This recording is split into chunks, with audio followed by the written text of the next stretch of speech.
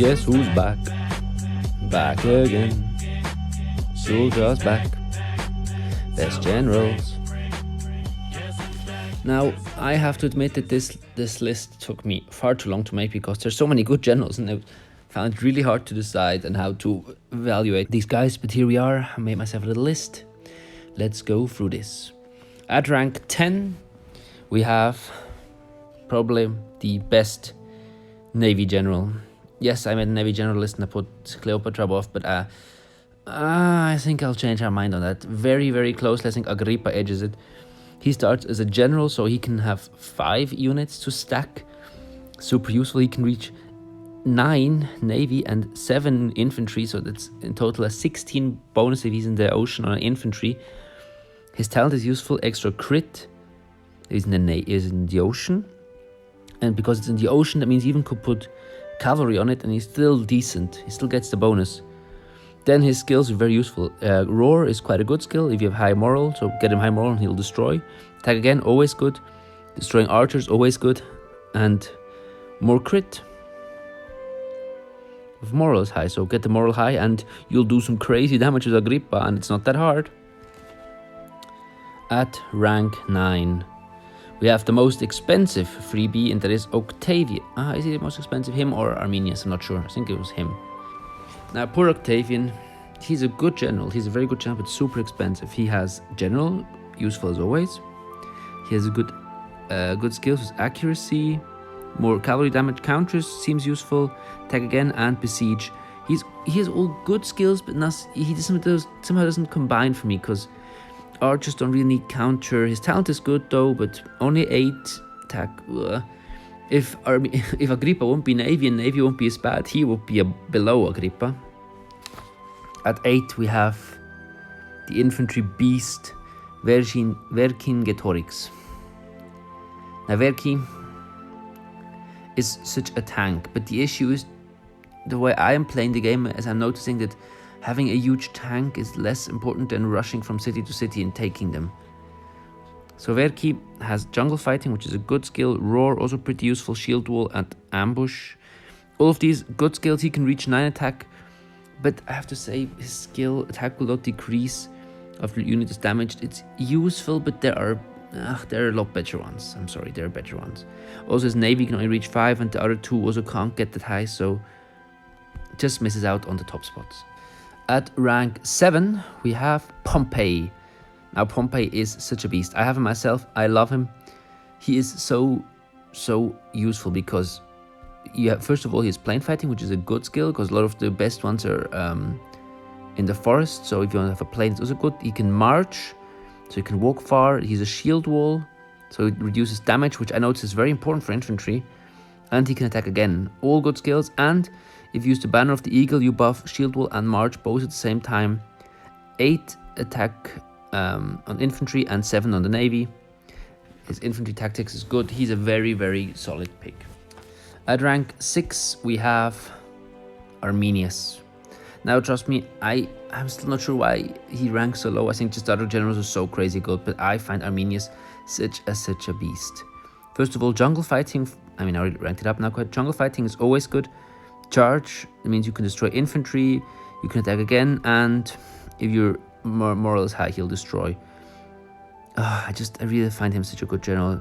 The issue is his garrison is he takes a bit less damage, but mostly want mobility or attack. So reducing damage is good, but it could be better. 9 cavalry though and 5 navy make him a real beast, especially the 9 cavalry because you'll mostly use him on land. So Arminius, you're a beast. At rank 5, we have the best non-in-app purchase archer, Mithridates. Now that guy in the game as in real life is such a good strong general. First of all, he can reach 9 archery, 5 navy only though. His skill is scare, so if he attacks a small unit, gives extra damage. If you combine that with besiege, he can be crazy strong if he attacks smaller units. Jungle fighting useful again. Shooting a second time can be very, very major for an archer. And if the moral is high, he'll do damage. So this guy is such a strong general.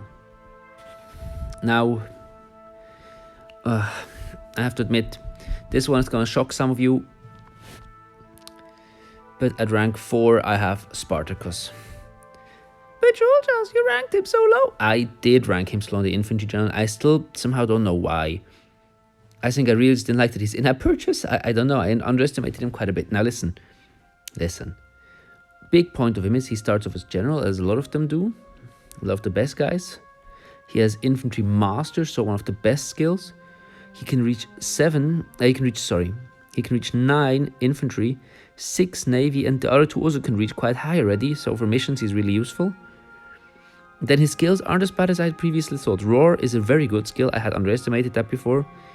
Infantry commander, very useful. Shield wall, almost all good infantry generals have it, so there's no minus for that. And destroying archers, I don't know why I ranked him so low before, I don't understand. He's such a monster. Probably the best infantry, but he costs, so go for Pompey. Now before we go into the top 3, I'm gonna give you still some honorable mentions. People who barely missed out for me. These guys include Anthony. Now I don't know, he's a good general. I have to say he has good mobility. Only 8 cavalry though, and his breakthrough really doesn't do it for me. That is one falling point. Next we have my boy Crassus. Crassus is amazing at destroying cities. That's why I got him, because I love to have city destroyers. But I think for the average player and for everybody who doesn't play like I do, he is just not really cutting it. I mean, he's walking fast, he destroys cities with tunnel and siege. Plus they combine well with Banner of Titans. I think there, what do you get here again? Siege and tunnel, so those 2 are buffed, really useful. I find he's good, but it doesn't make it to top 10. And in the end we still have Cleopatra. She barely missed out, because with Agrippa, I find that even though all her skills match together, I still think that archery don't belong in the ocean. Archery is so good on land, just get a good archer and put him on land. I think in the ocean it's just a bit of waste. So those are the honorable mentions. At rank 3 we have Caesar. Now Caesar is such a monster. He starts as consul, so he has the maximum rank, he does a lot of damage. Archery master is crazy.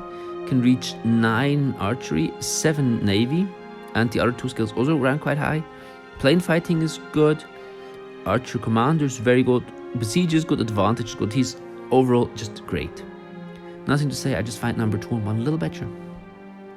Because there we have Hannibal at rank 2. Oops. Hannibal again starts off the second highest as marshal. Cavalry master obviously as well. 9 cavalry, 7 navy, so same as, is it the same as Caesar? Okay, so not same as Caesar, but I just find his skills add up a little better. He's just all cavalry, Caesar's last plane, so Caesar has he's not always a strong, Hannibal's just always a monster. Attacks again, deals more damage to infantry, enemies won't counter, and if his morale is high. I just love Hannibal.